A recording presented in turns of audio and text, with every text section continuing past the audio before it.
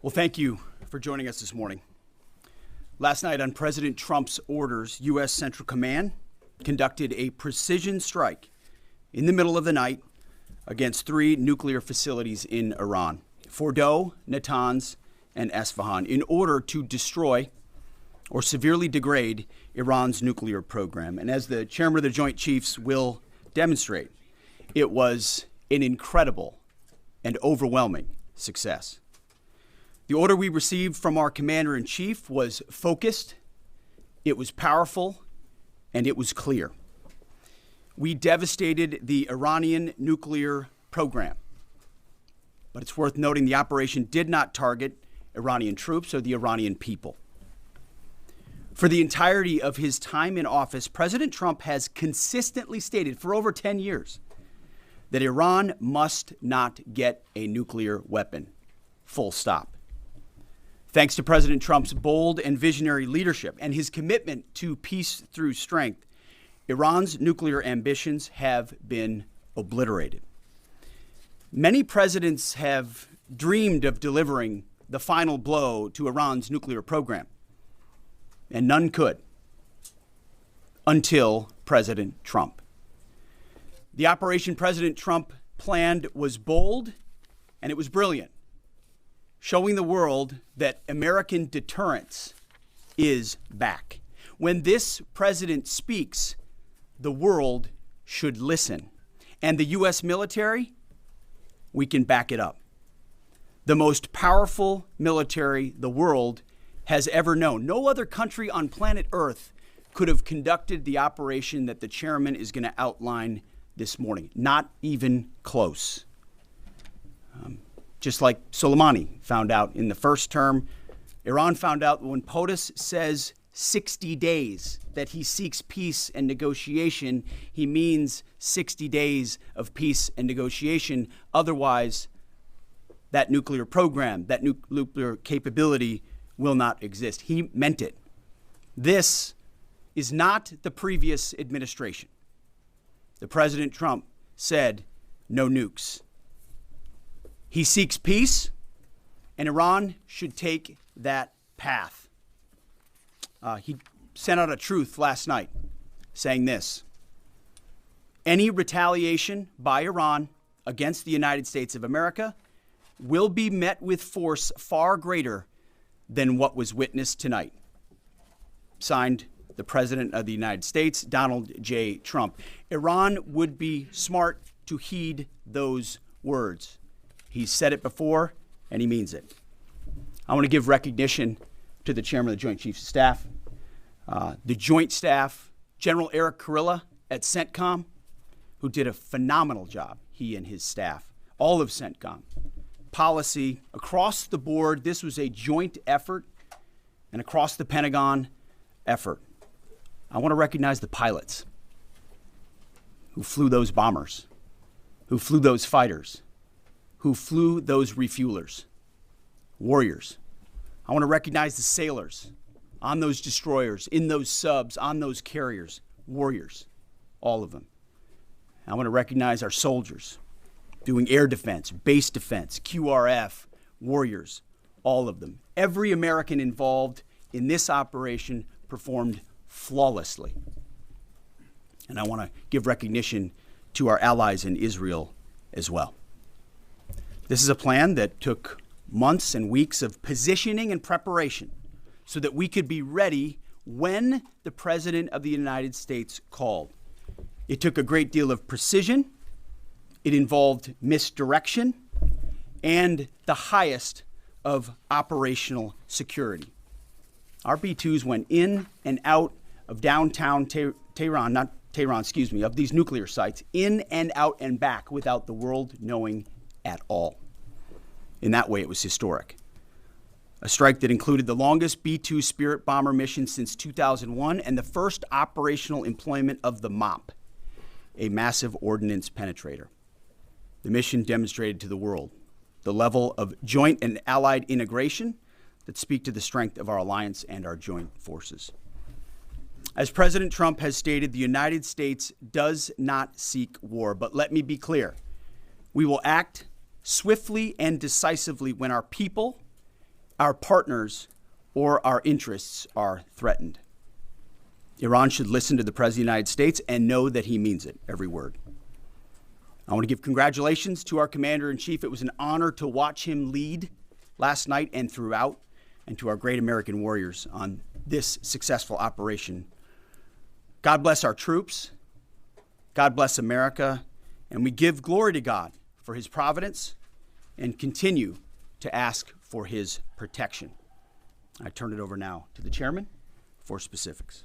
Thank you, Mr. Secretary. Thanks for recognizing all of our folks out there doing our nation's work, and nice to see everybody on this early Sunday morning.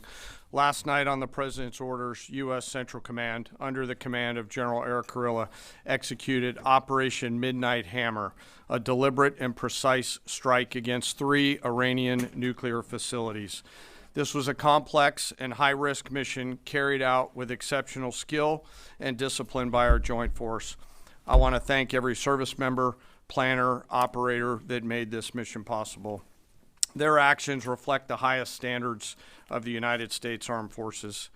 This operation was designed to severely degrade Iran's nuclear weapons infrastructure. It was planned and executed across multiple domains and theaters with coordination that reflects our ability to project power globally with speed and precision at the time and place of our nation's choosing.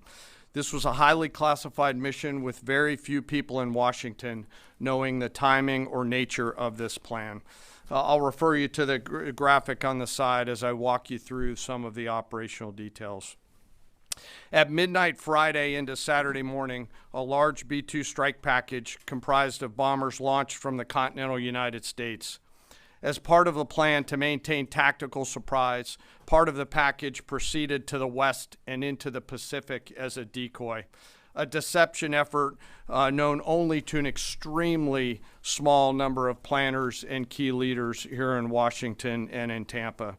The main strike package, comprised of 7 B-2 Spirit bombers, each with 2 crew members, proceeded quietly to the east with minimal communications. Throughout the 18-hour flight into the target area, the aircraft completed multiple in-flight refuelings.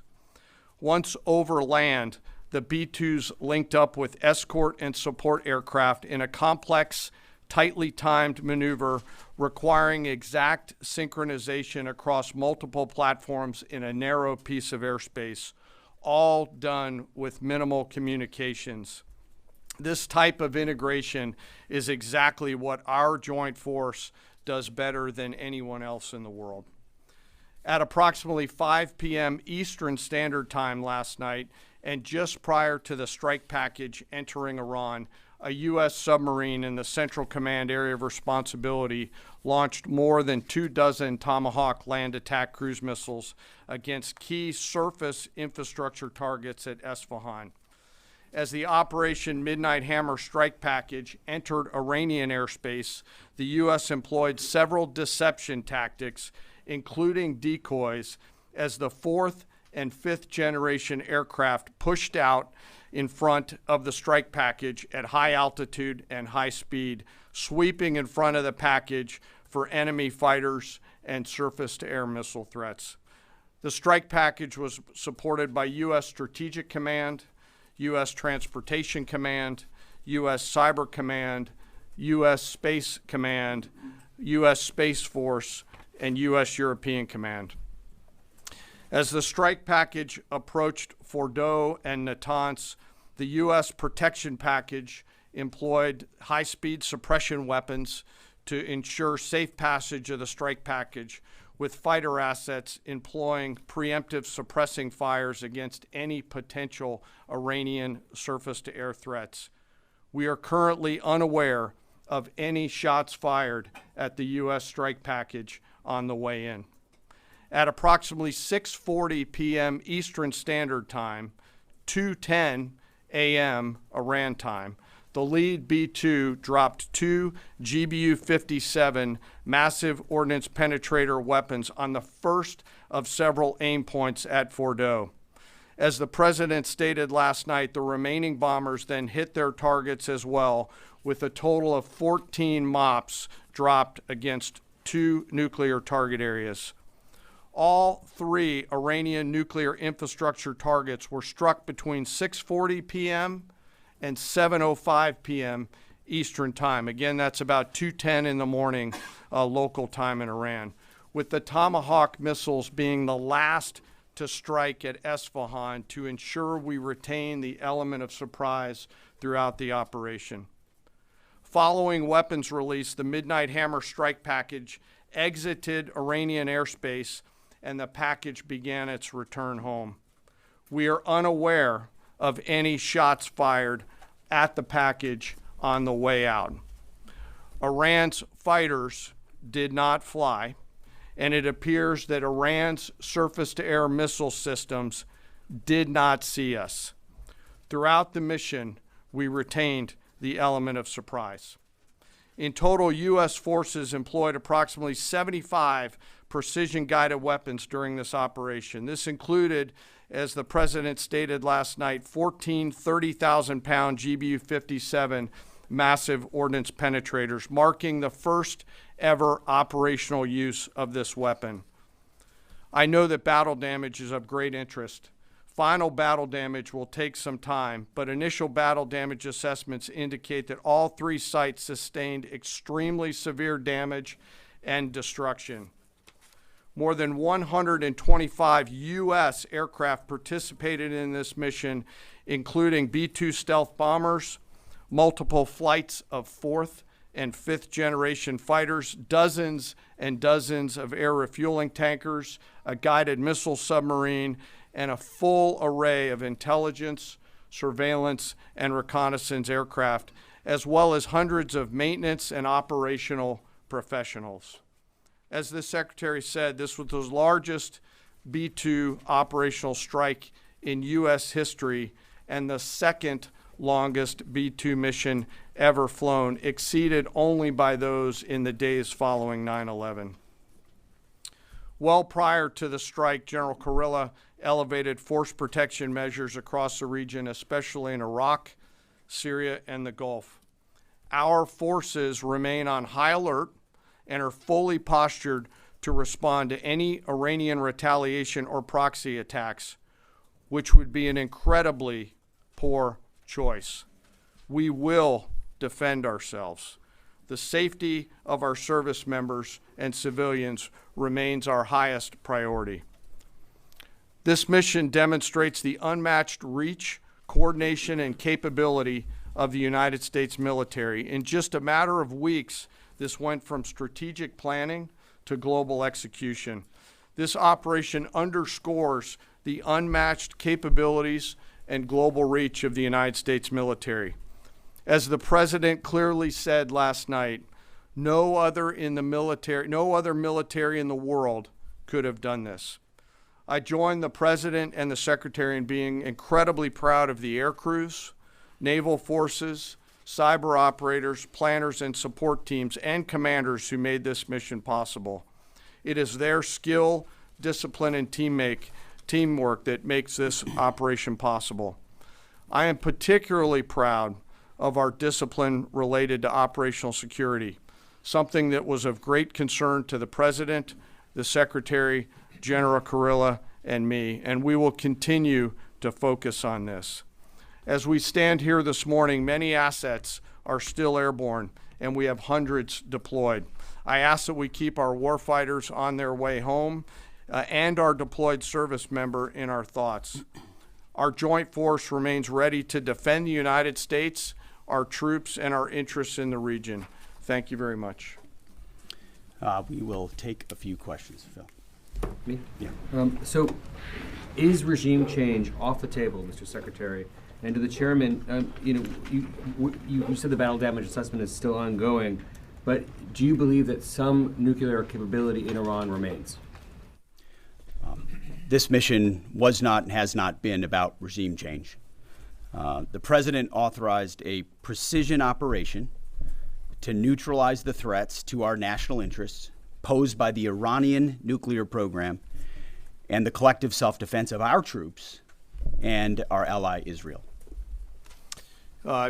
Thanks for your question. I think BDA is still pending, and it would be way too early for me to comment on what may or may not still be there. But thanks for the question.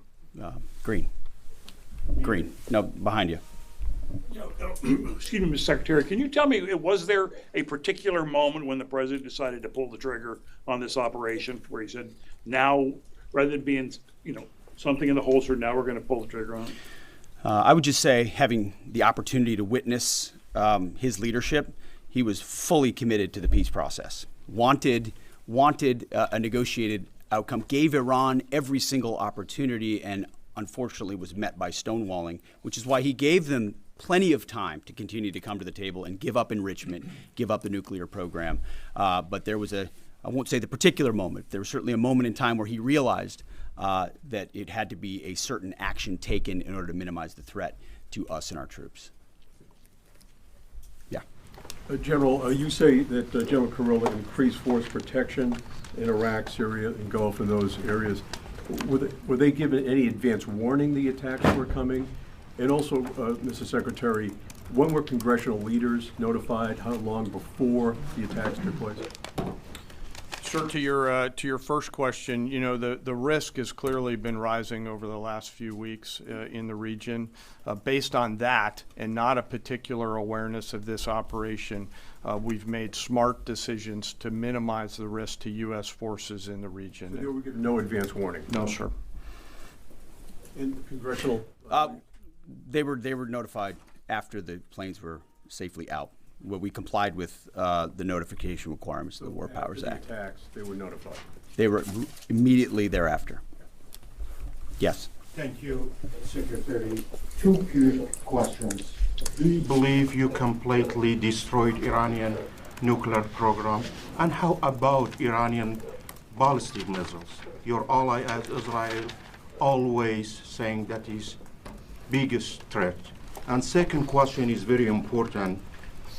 What will be your next step if Iran or militias under Iranian influence in the region attack U.S. interests or allies in the region? And you can chime in on this too, Mr. Chairman. The battle damage assessment is ongoing, but our initial assessment, as the chairman said, is that all of our precision munitions struck where we wanted them to strike and had the desired effect.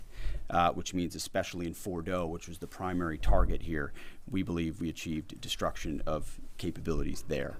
Ultimately, wherever it may be, whether it's in Iraq or Syria or bases in the Gulf, as the president said, it would be, as the chairman said, it would be a very bad idea for Iran or its proxies to attempt to attack American forces. Yes.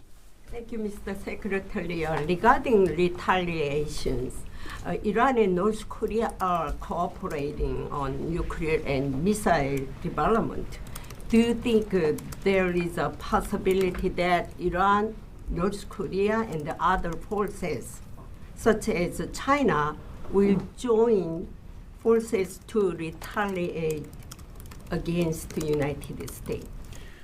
Well, unfortunately, because of the policies under the previous administration, we drove those countries together, and ultimately that creates a challenging environment. For this particular operation, the focus is on Iran and Iranian nuclear capabilities. That's our focus here, is to not just say that they can't have, but President Trump has said from over 20 years, frankly, Iran cannot have a nuclear weapon. And ultimately, he decided this is the moment, given their stonewalling, when direct military action had to be taken to prevent that from happening. Yes. Thank you very much. General Caine, I understand OPSEC, I respect OPSEC. Can you say at all what security procedures are being taken to protect U.S. troops in Iraq and elsewhere in the Middle East? And Secretary Hegseth, as a global war on terrorism veteran, what do you say to veterans who may be concerned the U.S. is getting into another open-ended war in the Middle East over weapons of mass destruction? Thanks, sir, for the question. I won't comment on what force protection measures are being taken in the region. What I will say is we're being proactive and not reactive, and being very thoughtful about ensuring that we do all that we can to protect our forces out there. And I would just say as the president has directed and made clear, this is most certainly not open-ended. It doesn't mean it limits our ability to respond. We will respond if necessary. The most powerful military in the world is postured and prepared to defend our people. But what the president gave us, as I said, was a focused, powerful, and clear mission on the destruction of Iranian nuclear capabilities. Those were the targets. That's what was struck. That's what was overwhelming. That's what was overwhelming. That's what the Iranian regime needs to understand, as the president put out last night. He wants peace. There needs to be a negotiated settlement here. We ultimately demonstrated that Iran cannot have a nuclear capability. That is a very clear mission set on this operation. Yes, hold on. Yes, right there. Thank you, Mr. Secretary. Question for the Secretary and the Chairman. How was this strike coordinated with the Israelis on a strategic level, militarily, and on a tactical level? Was there any direct Israeli military participation in this operation? Well, I would say certainly Israel had an incredible military success, especially at the beginning and ongoing, in degrading Iranian capabilities, in degrading Iranian launchers, MRBMs. It's been incredible to watch what our ally Israel has been able to do. And there certainly have been conversations. I mean, General Kurilla at CENTCOM has worked closely in the defense of Israel for many years.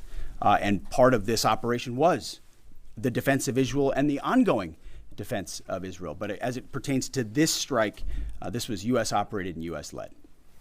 We took advantage of some of the preparatory work that's been done over the past week and a half in terms of axis of approach. I won't get into the particulars, but as the Secretary said, it was a U.S. strike. We made sure we were not in the same piece of airspace and sky. Aside from that, that was the extent of it. We'll take a couple more.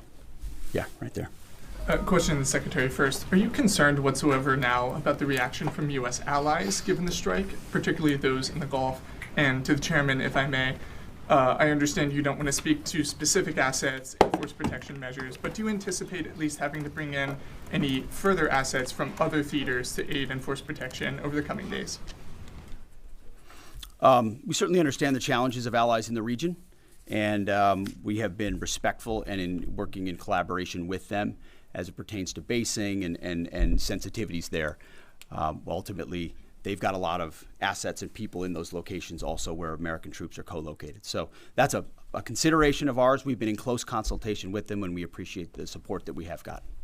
Thanks for the question on sort of the global picture. And as you know, that's one of my jobs, is to look globally at the entire range of challenges. We are always carefully considering our force posture around the world and then offering options to the Secretary and to the President. I won't comment on any future things, but the American people should know that we carefully consider those moves around the world and try to modulate as needed our force structure in the region. Absolutely. Yeah, right here. Thank you. What communications are being sent to the Iranians right now, and is there any possibility of diplomacy now or in the coming days? I can only confirm that there are both public and private messages being directly delivered to the Iranians in multiple channels, giving them every opportunity to come to the table. They understand precisely what the American position is, precisely what steps they can take to allow for peace, and we hope they do so. Yes. The president may not want an open-ended conflict. The Iranians may disagree. Are you prepared for a protracted war? Well, anything can happen in conflict. We acknowledge that. But the scope of this was intentionally limited. That's the message that we're sending. With the capabilities of the American military, nearly unlimited. So Iran, in that sense, has a choice.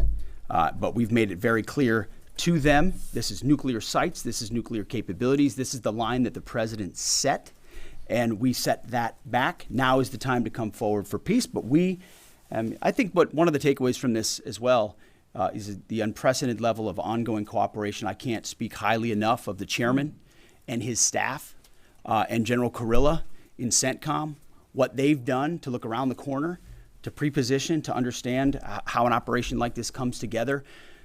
The scope and scale of what occurred last night would take the breath away of almost any American if you had an opportunity to watch it in real time. And I think Tehran is certainly calculating the reality that planes flew from the middle of America in Missouri overnight, completely undetected over 3 of their most highly sensitive sites, and we were able to destroy nuclear capabilities. And our boys in those bombers are on their way home right now. We believe that'll have a clear psychological impact on how they view the future, and we certainly hope they take the path of negotiated peace. But I could not be more proud of how this building operated, of the precision, the sensitivity, and the professionalism of the troops involved in this effort. I will take one more. We'll take one more question. Yes, right there. Thank you, Mr. Secretary. Concerning the justification for these strikes, in March, the Office of the Director of National Intelligence released their threat assessment, concluding, quote, Iran is not building a nuclear weapon, and Khamenei has not authorized the nuclear programs he suspended in 2003, unquote. So what new intelligence does the U.S. have since then that the Iranians have changed their position on nuclear weapons? And does this new intelligence come from U.S. sources and methods, or are we getting this information from other countries? Well, I would just simply say that the president's made it very clear. He's looked at all of this, all of the intelligence, all of the information, and come to the conclusion that the Iranian nuclear program is a threat, and was willing to take this precision operation to neutralize that threat in order to advance American national interests, reduce the Iranian nuclear program, and obviously collective self-defense of ourselves and our allies. So he looked at all of it, understood the nature of the threat, and took bold action I think the American people would expect in a commander-in-chief. That's all we've got. Thank you very much. Appreciate it, Mr. Chairman.